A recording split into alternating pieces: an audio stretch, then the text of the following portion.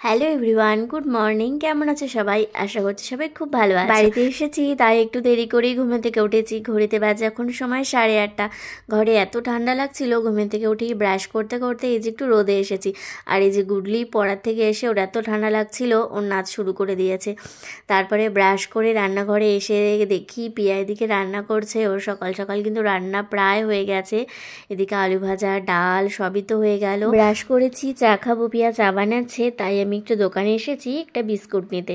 Biscuit নিলাম আর এই যে একটা নিমকির প্যাকেট নিলাম। এখন 3 বোনে মিলিয়ে বসে যে একটু রোদের মধ্যে চা খাবো। শীতকালে একটু রোদের মধ্যে বসে চা খেতে কিন্তু বেশ ভালো লাগে। আজকে আমাদের চা খেতে খেতে প্রায় 9:30 মতো বেজে গেছে। আর এদিকে রোহান স্নান করে এখানে বসে আছে রোদে। আমি চা খেয়ে তারপরে ওকে খেতে দেবো। আমার চা খাওয়া হয়ে গেছে, এই যে এখন ওকে খেতে দিয়ে দিয়েছি। ও খেয়ে দিয়ে তারপরে চলে যাবে। আমরা এখন চা খেলাম, আরও 10টার দিকে যে খেয়ে দিয়ে চলে গেল। তারপরে একটু রোদের মধ্যে যে বসেছিলাম, গুডলি একটু পড়াশোনা করছিল আর আমি যে রোদের মধ্যে বসে বসে একটু শনপাপড়ি ঘাটছিলাম। ঘুরতে গিয়েছিল তখন এই শনপাপড়িগুলো নিয়ে এসেছিল। বেশি খাওয়া যায় না, এত মিষ্টি। তারপরে যে স্নান টান হয়ে গেছে, তারপরে যে এখন এসেছে হলো পুজো দিতে। আজকে গোপাল সোনা দিয়ে এই যে কি সুন্দর করে সাজিয়ে দিয়েছি না ফুল দিয়ে। গাছে এত সুন্দর সুন্দর চন্দ্রমল্লিকা হয়েছিল, সেগুলো দিয়ে এই যে গোপাল সোনাকে সুন্দর করে সাজিয়ে দিয়েছি। এটা তো মদন সোনা, আর এই যে গোপ সোনাকেও তোমাদেরকে দেখাচ্ছি। দুপুরবেলায় আমি এই যে তারপরে একটু পুজো দিলাম। এই যে দেখো আমার বাড়ির দুজন গোপাল সোনা, কত মিষ্টি লাগছে না। পুজো দেওয়া হয়ে গেছে, এবার এসেছি হলো খেতে।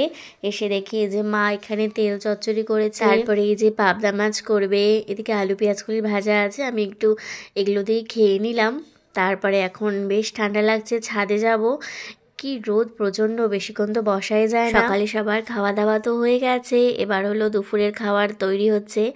আজকে দুপুরে এই যে পাবদা মাছ করবে আর এখানে করবে হলো সিম চচ্চড়ি।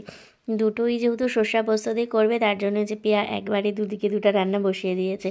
এদিকে দেখলাম পাবদা মাছও হয়ে গেছে আর এখানে সিম চচ্চড়িও হয়ে গেছে।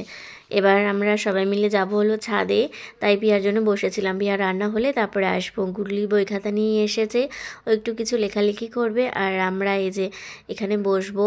কিন্তু এত রোদ, বেশিক্ষণ বসে থাকতে পারবো কিনা জানি না। কি ভালো লাগছে না ফুলগুলো, দিনের বেলা সূর্যের আলোতে আরও বেশি ভালো লাগে। এই ফুল বাগানটা কিন্তু সম্পূর্ণটাই পিয়া নিজের হাতে করেছে। প্রায় সারা দিন ধরেও ফুল গাছে কিছু না কিছু করতেই থাকে। আর গুডলি যে এখানে বসে বসে রোদের মধ্যে কমলা লেবু খাচ্ছে। ওর এমনিতে এত ঠান্ডা লেগেছে, তার মধ্যে বসে বসে কমলা লেবু খাচ্ছে। রোদের থেকে নিচে এসে খেয়ে দিয়ে একটু ঘুমিয়েছিলাম। যখন সন্ধ্যা হয়ে গেছে, মায়ের দিকে সন্ধ্যাবাতি দিচ্ছে, পিয়া চা বানাচ্ছে। আমি একটু দোকানে এসেছি হলো চানাচুর নিতে। গুডলি বললো চানাচুর দিয়ে একটু মুড়ি মাখবে।